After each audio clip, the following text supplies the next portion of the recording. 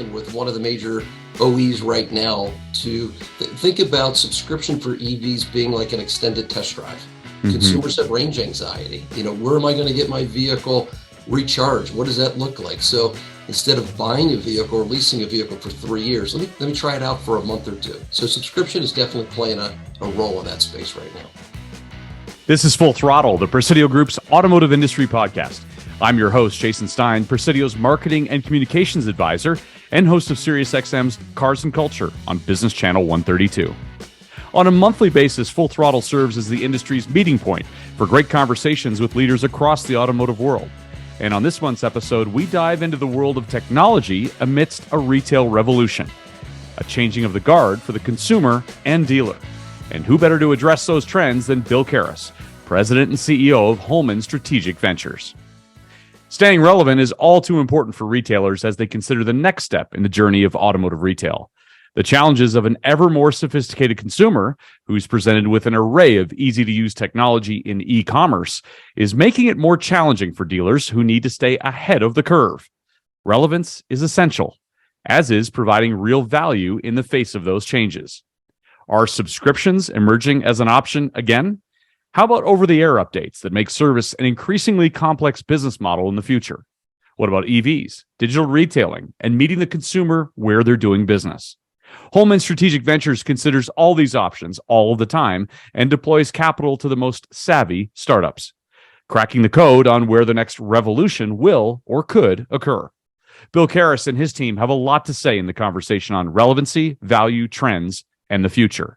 In his near 7 years at the helm of Holman Strategic Ventures, he's been outlining the vision of tomorrow, while most are still stuck in yesterday. So, are subscriptions finally finding their price-value footing? What about new technologies, such as Orbi? Today, he pulls back the curtain and shares the view with us. It's Bill Cariss on Full Throttle, the Presidio Group's automotive industry podcast.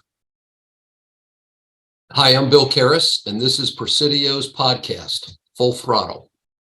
What a pleasure to welcome my friend back onto a microphone stage, if you will, with me. It is great to be with you, Bill. And it's been a while since we did share a stage together. But you know what? Even then, we were talking about trends that very few people were discussing. And specifically, you were talking about an ecosystem that probably some of us couldn't have imagined. So if you go back to 4 years ago when I was hosting the Retail Forum for Automotive News, and you laid out a certain vision of the retail roadmap, how well do you think we're doing on that retail roadmap, if you think about it now? Yeah, great question, Jason. And that was a lot of fun hosting. I remember that in Chicago. That was a fun event we had there. And it is interesting to always take a reflective look at what we were doing and saying and prognosticating and seeing, what came true here and what we're still working on. So, I remember, Jason, one of the things you asked me about, we had just invested in a partnership with Cox Automotive for a subscription company by the name of FlexDrive. Yes. And I have to tell you, the FlexDrive, our dream was that we would have hundreds of thousands of consumers subscribing to cars today.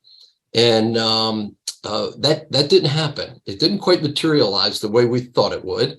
Along the way, however, the pivot was that we were able to capture a really interesting client by the name of Lyft, and we were able to help them power what is their express drive service.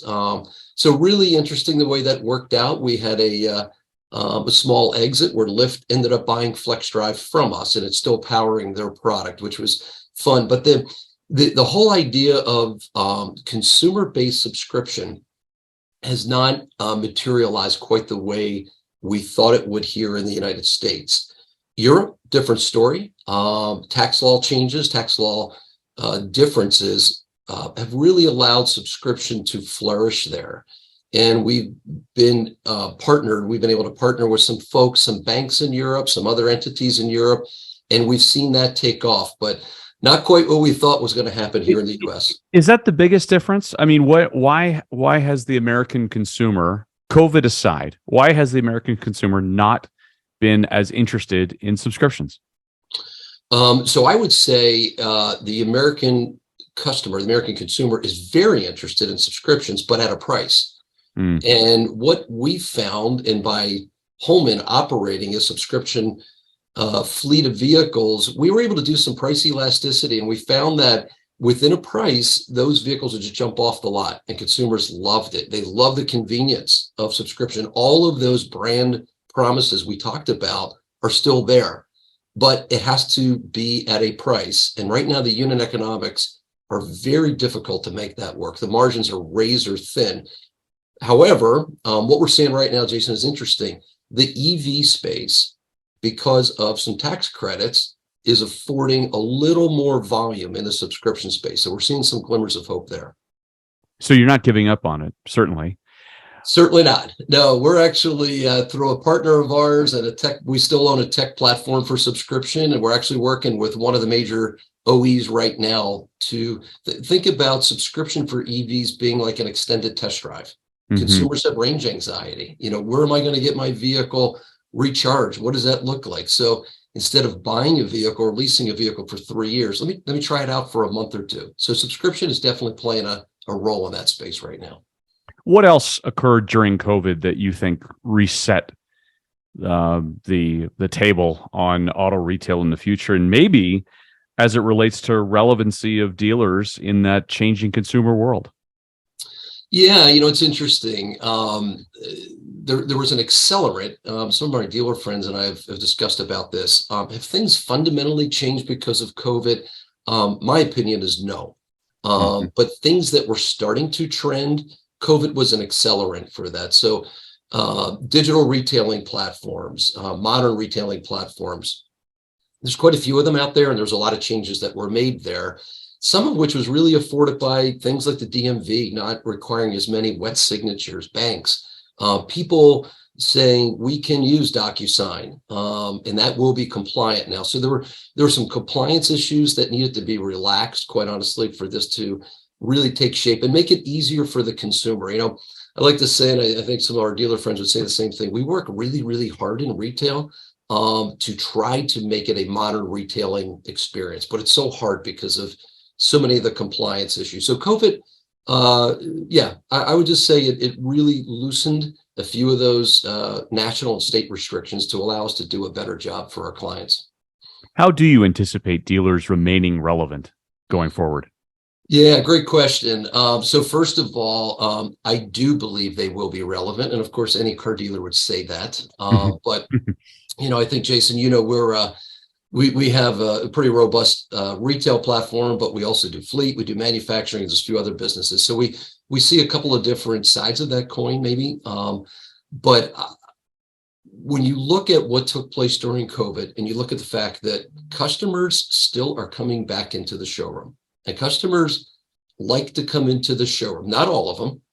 And I hate when people cast the American buying public as one psychographic or demographic. Right. It's not. There's it's why they made chocolate and vanilla. A lot of people like different ways of shopping for cars. So we still believe that the dealer will have a very relevant part of this future going forward. I think really the subtitles to this, or the subplots, are what will that look like? And now we get into things like the agency model, which has been discussed very heavily.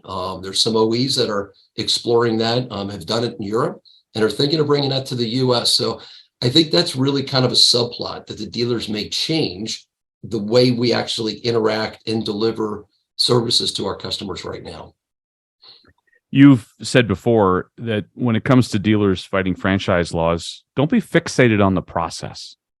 Know that obviously that franchise laws are there for a reason, and they promote the system that we currently have, but don't get fixated on that. But what did you mean by that? Yeah, so actually, I'm blessed to have some people in my life that I look up to as mentors, and one of those is John Bergstrom. And I remember John saying this years ago in one of our small dealer group meetings, and he said, if we are just relying on state franchise laws to protect us, then we will be extinct. Every day we go into our offices, into our showrooms, we need to bring value to the customer. Otherwise, eventually, this is just not going to work. So this whole idea, I mean, should we be as dealers supportive of state franchise laws? Of course. And those, the state associations, the NADAs of the world, all of those folks, we do support at Holman. And we really appreciate everything they do for us. So we shouldn't neglect that. But if that's the only thing we're doing, we're not going to be around for a long time. So as my good friend John said, we as dealers need to figure out what is it in that supply chain that we bring value every day to our customers. What is it, like what the Ritz says, could you imagine a world without the Ritz-Carlton? Could you imagine a world without Holman Toyota, without Holman Ford? What would that look like? And we want our clients to say, oh my goodness, no, we need them. So that's what I meant when I said, don't be fixated on that. Let's be fixated on the value proposition we bring. So how do you think dealers will provide value, say, over the next 5 to 10 years? You tend to look out over the horizon, unlike many others. You have a very long range view. So how will dealers provide value? I think a lot of the things that we do right now, we will continue to do those services. So we will continue to repair cars, whether it be under customer pay or warranty. I absolutely believe we will continue to do that. We have the technology, we have the tools, we have the facilities to do that. And I think it would be foolish to try to take that outside. And I don't know of an OE that wants to take that on. So that'll absolutely be there. The agency model has a lot of discussion right now. And I think, as most of your listeners would know, the fundamental change there is that we, the dealer, become a sales fulfillment center. We become a delivery agent, and we provide all those services we do today. However, the manufacturer, the OE, would actually handle the transaction direct with the customer. Again, just fulfilled by the dealer. There's a lot of feelings on that, pro and con, and I'm talking from the dealer body. There are some dealers that I've talked to that have said, you know what? It might not be so bad. Depending on what that reimbursement is, the economics of it might not be so bad. And as long as we, the dealer, can still be the face and the ones that interact. My feeling is I really like the way the process works right now and the transaction works right now. But I think there will be some manufacturers that push for that. And, barring major pushback, I think that might happen in some limited capacity. So that will definitely change the way we do business. I think the second thing is, I think there will still continue to be consolidation, not only of the number of new car dealerships, but also how many owners there are of those new car dealerships. That's a trend that's taken place, and I think that will continue to take place. Is that just because of the sheer amount of investment that's going to be required in order to achieve economies of scale, and the amount of capital needed to support new technologies that are coming on? Absolutely. Yeah, that is you just hit the number one and number two reasons for that to happen. And I do believe, and again, I hate to put everybody under one bucket here, but I do believe the OEs do enjoy working with the large dealer groups that can invest in what you just described: facilities, technology, people, training, all of the above. So, there are some great standalone stores, and I hate the word mom and pop, because there's some great dealerships that they only own one dealership. And I wouldn't call them mom and pop at all. They're sophisticated operators, but it's really hard to do that, Jason, to your point. Just the capital, not only capital, but we talk at Holman a lot about human capital and financial capital. The human capital is really, really difficult to attract those people unless you have something else. What is the mission? Are you bigger? People want to become part of something bigger than themselves, and that's hard to do when you only have one dealership. Holman's always on the forefront of the what I would term the retail technology revolution, I guess.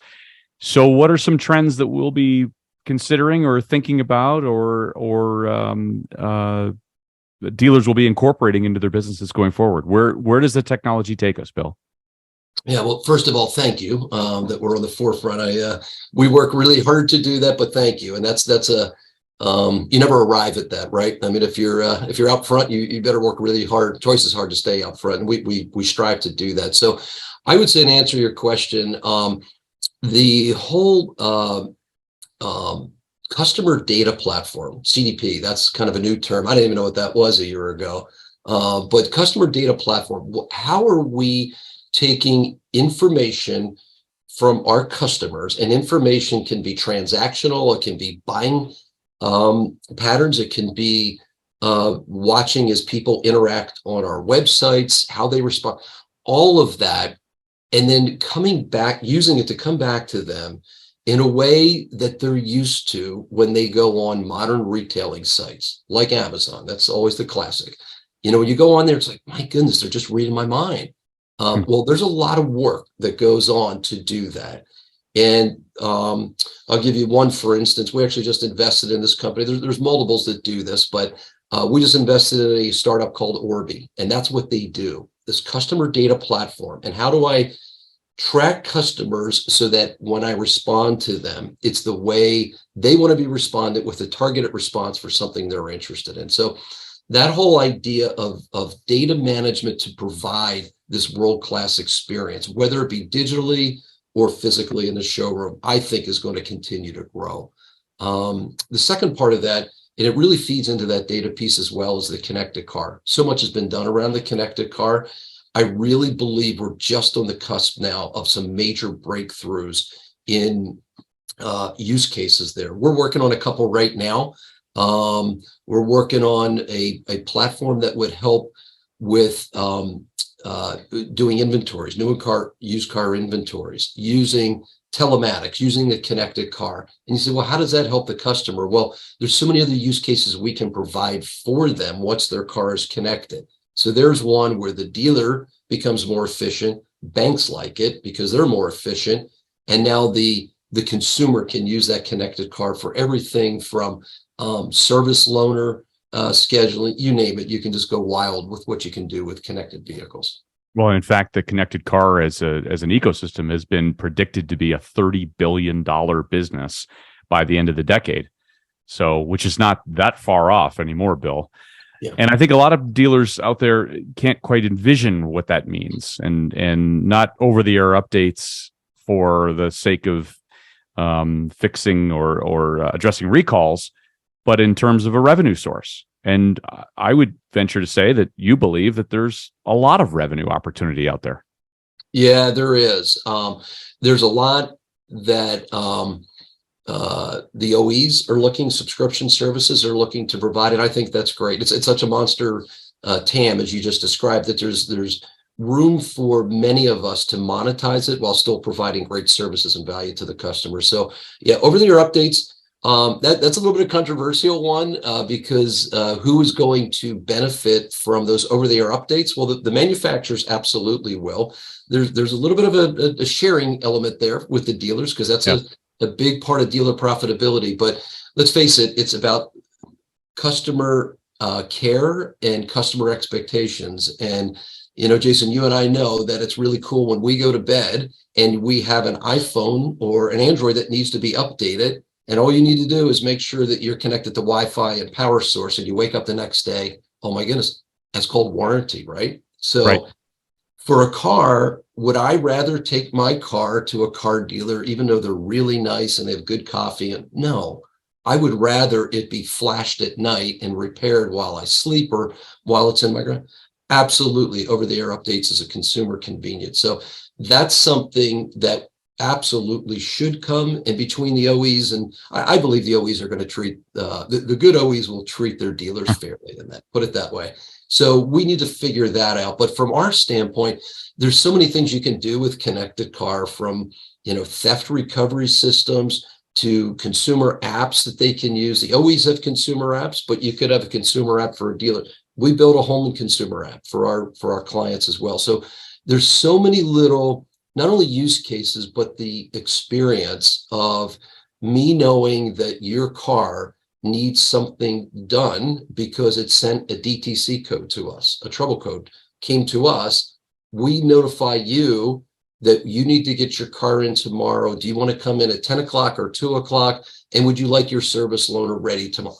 Oh my goodness. Isn't that the way it should work? And that we're just about there right now. When I say we, the industry, to be able to provide that type of service. Well, we know you have a ringside seat to all that is changing, and I appreciate you sharing your thoughts and your vision on where this massive auto retail technology revolution goes, Bill. Thank you so much for being on the program. Thank you, Jason. A pleasure to be with you. Thanks again to my guest, Bill Cariss, and thanks for listening to Full Throttle. Come back to us in March for our next interview on this platform. Suggestions? Email me at jason@flat6media.com. And to learn more about the Presidio Group, go to thepresidiogroup.com or follow us on LinkedIn.